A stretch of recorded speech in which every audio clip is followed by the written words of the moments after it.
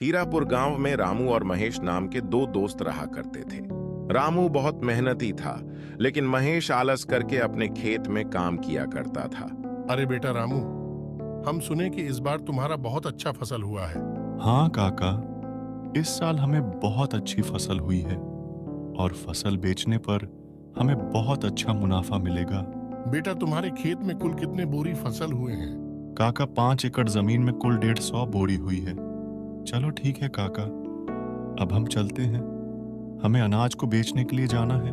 ऐसा कहकर रामू वहां से चला जाता है। तभी फिर वहां से महेश अपने खेतों की ओर जा रहा था। महेश बेटा, कहाँ जा रहे हो? काका, खेत में बोरियां सुबह हम जल्दी भर दिए थे, अब हम उन्हीं को लेने जा रहे हैं। महेश बेटा, तुम्हारे पास भी 5 एकड़ का जमीन है ना? तो इस बार तुम्हें कितना बोरा फसल हुआ है? हाँ काका, मेरे पास भी 5 एकड़ का जमीन है और 1 एकड़ में 20 बोरियां हुई है, तो 5 एकड़ में 100 बोरियां हुई हैं। क्यों बेटा, तुम्हारे 5 एकड़ के जमीन में 100 बोरी की फसल ही क्यों हुई है? तुम्हें पता है जो तुम्हारा दोस्त रामू है, उसके पास भी सिर्फ 5 एकड़ ही जमीन है और उसका जमीन में कुल 150 बोरियां की फसल हुई है, जबकि जहां तुम दोनों की खेत है, उधर के इलाके के जमीन तो एक जैसे ही हैं। क्या कहा? मेरे दोस्त रामू के खेत में इस बार 150 बोरियां की फसल हुई है, लेकिन उसने तो हमें बताया ही नहीं। ठीक है काका, चलो मैं चलता हूँ। फिर शाम को महेश अपने फसल को बेचकर अपने घर लौट जाता है।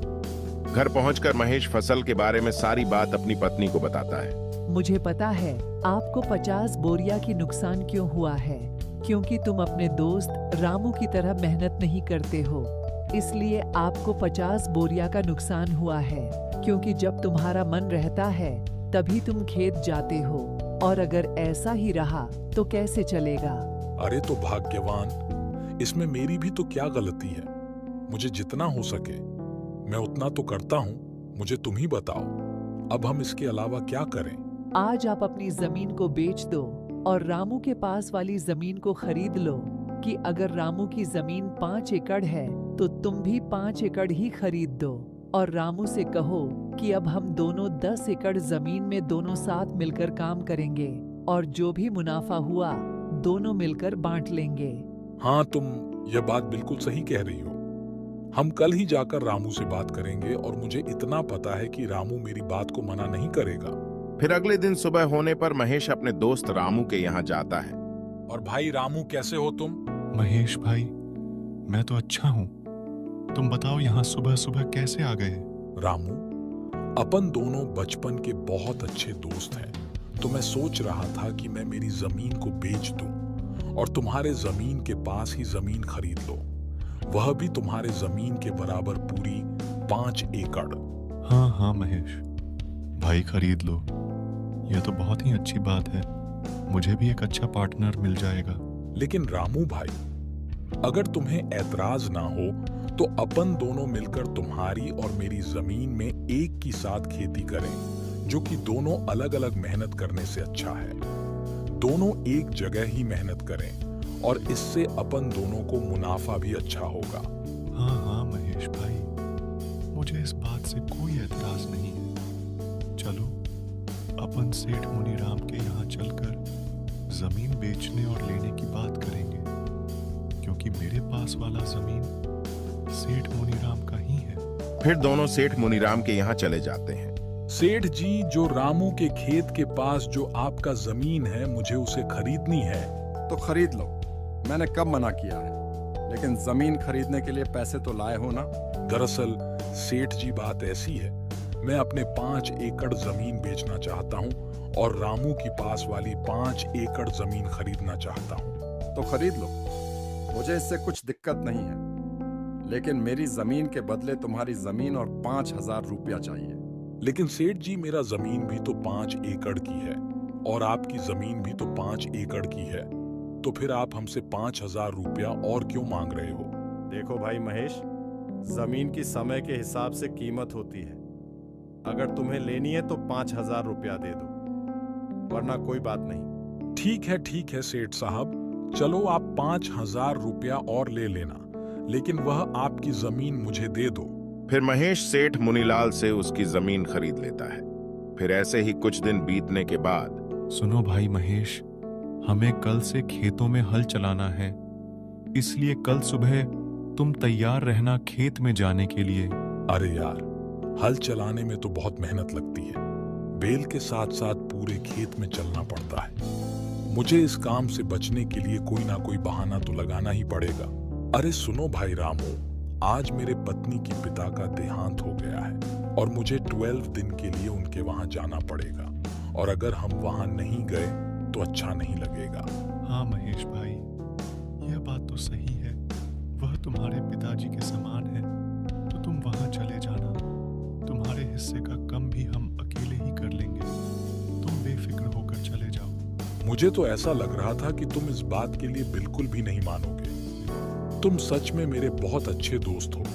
मैं 12 दिन के बाद वापस आकर तुम्हारे साथ खेत में बहुत मेहनत करूंगा। फिर थोड़ी देर बाद महेश अपनी पत्नी के साथ उसके ससुराल चला जाता है और इस बात से रामू बहुत परेशान हो जाता है। सुनो जी, आप इतने परेशान क्यों नजर आ रहे हो? क्या हुआ, क्या बात है? अरे कुछ नहीं हुआ है। महेश अपनी पत्नी के साथ उसके मायके गया है और खेत में बहुत काम पड़ा है।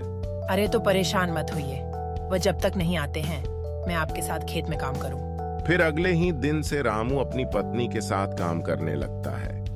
फिर कुछ दिन बीतने के बाद रामू महेश के घर जाता है। सुनो भाई, रमेश, बारिश के दिन चालू हो गए हैं और थोड़े थोड़े बारिश भी आने लगी है, तो मैं सोच रहा हूं अपन दोनों मिलकर बारिश के पानी की जाने के लिए रास्ता बना दें। अगर अपन पानी के जाने के लिए रास्ता बना दें तो अपने खेत में बारिश के पानी जमा नहीं होगा। अरे लेकिन रामू भाई, आज हमें बहुत जरूरी काम है। अरे क्या हुआ रमेश भाई, इस समय ऐसा कौन सा जरूरी काम आ गया? अरे हाँ, मैं तुम्हें तो बताना ही भूल गया था। मुझे तुम्हारी भाभी को लेकर शहर में डॉक्टर के यहाँ जाना है, क्योंकि 2-3 दिन से तुम्हारी भाभी की तबीयत बहुत ज्यादा खराब चल रही है।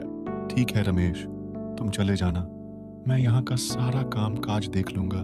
फिर महेश अपने मन में सोचता है, अरे वाह, ये तो मेरा इतना जल्दी ही बात मान गया और मेरे हिस्से का काम करने के लिए भी तैयार हो गया।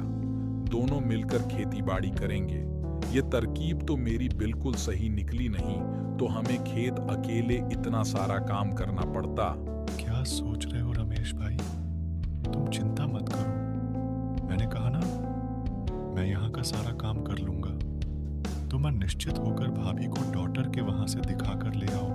वही तो मैं सोच रहा हूँ कि सारे काम काज का तुम्हारे ऊपर छोड़कर शहर जाना मुझे बिल्कुल अच्छा नहीं लग रहा है, मगर क्या करूं, जाना तो पड़ेगा ही।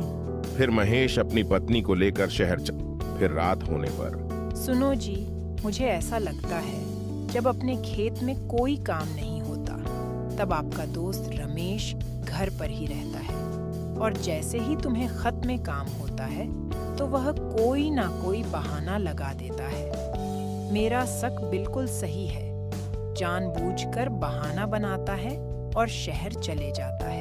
ये तुम क्या बोल रहे हो? तुम ऐसा बोलकर मेरे और मेरे दोस्त के बीच पर झगड़ा करवाना चाहती हो?